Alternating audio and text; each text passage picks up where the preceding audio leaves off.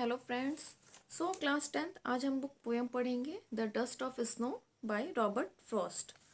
The way a crow shook down on me the dust of snow from a hemlock tree has given my heart a change of mood and saved some part of a day I had rued. तो ये जो poem है ये Robert Frost ने लिखी थी। और इस पोएम में ये थोड़ा सा होता है ना, आप कभी कभी बहुत सैड होते हो, तो यहाँ पे रॉबर्ट फ्रॉस्ट जो है वो भी काफ़ी सैड मूड में है। वो कह रहे हैं कि एक दिन क्या हुआ कि वो एक हेमलॉक ट्री के नीचे बैठे हुए थे और सडनली एक क्रो ने, जो स्नो था, स्नो फ्लेक्स आपको पता है स्नो फॉल्स होते हैं तो स्नो पूरा से जम जाते हैं, तो वो उनके ऊपर गिराया। और सडनली इससे क्या हुआ, जब स्नो फ्लेक्स उनके ऊपर गिरी, जो स्नो डस्ट स्नो का उनके ऊपर गिरा, तो उनको ऐसा रियलाइज हुआ कि हम एक नींद से जाग गए हैं, है ना। और यहाँ पर इनका जो हार्ट है, इनका जो मूड है वो बिल्कुल चेंज हो गया।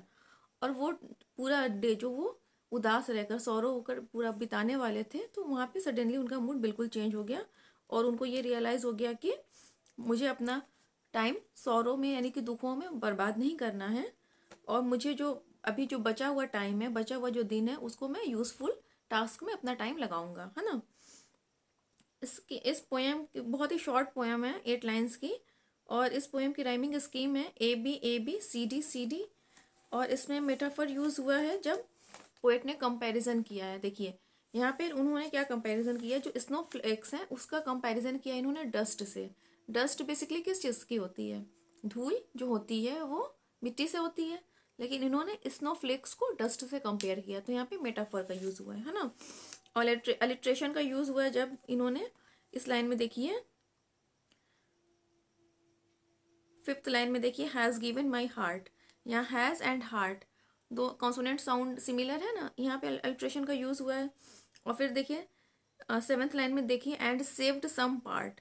सेव्ड एंड सम, यहाँ पे भी सा साउंड का रिपीटेशन हुआ है, ठीक है, तो यहाँ पे अल्ट्रेशन का यूज़ हुआ है।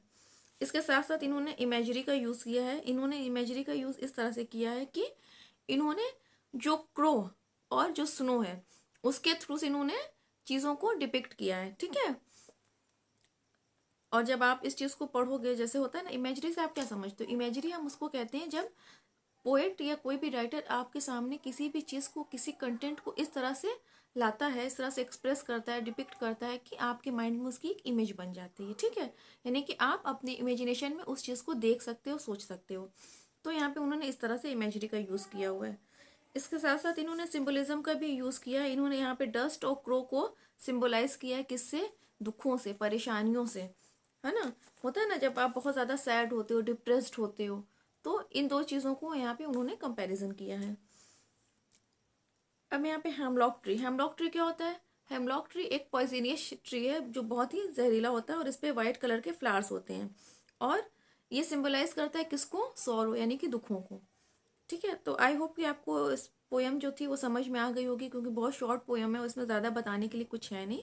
बस इसमें ये चीज़ याद रखिएगा कि किस तरह से पोएट ने सबसे पहले बताया कि वो कैसे दुखों से बिल्कुल घिरे हुए थे, और सडनली एक क्रो ने स्नो के थ्रू, यानी डस्ट ऑफ स्नो के थ्रू, उनका जो मूड था, जो ग्लूमनेस था, उसको एकदम हटा दिया, एकदम ख़त्म कर दिया, है ना।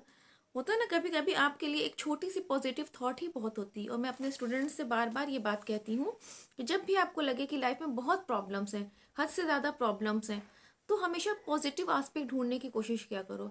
आप लोगों ने शायद ये फ्रेज सुना हो, every cloud has a silver lining, है ना। यानी कि कितनी भी निराशा हो, कितना भी अंधेरा अंधेरा हो, आशा की एक किरण तो होती ही होती है। और मैं होप, मेरी होप यही है, आप लोगों से मेरी उम्मीद है कि आप लोग उस आशा की किरण को ज़रूर ढूंढोगे। वो जो रे ऑफ लाइट है ना, वो पतली सी होप की, उसको आप लोग पकड़ना और देखिएगा, फिर वो जो एक पतली बारीक सी लकीर है, एक रे है, वो पूरी तरह से आपकी लाइफ को कैसे भर देगी, बिल्कुल लाइट से फिल कर देगी, है ना। तो कभी भी डिजेक्ट नहीं होना, डिप्रेशन में नहीं जाना है। होता है लाइफ में बहुत सारे अप्स डाउन्स आते हैं, तो हमें उनको बहुत ही इंटेलेक्चुअली डील करना है। तो इस पोएम के थ्रू भी पोएट ने यही बताने की कोशिश की है। सो आई होप कि आप लोगों को अभी पोएम एकदम क्लियर हो गई होगी। उसके अलावा इसमें ज़्यादा कुछ है नहीं, बस क्वेश्चन अगर आएंगे भी तो इसी से आएंगे कि ये जो पोयम है इसमें सिग्निफिकेंस क्या है, इसका सिग्निफिकेंस क्या है, और यहाँ पे हेमलॉक ट्री है, स्नो है, क्रो है, ये सब किस चीज़ को रिप्रेजेंट कर रहे हैं। ओके, सो आई होप कि आप लोगों को पोएम अच्छे से समझ में आ गई होगी। फिर मिलते हैं किसी नेक्स्ट वीडियो में। Okay bye, good night, take care.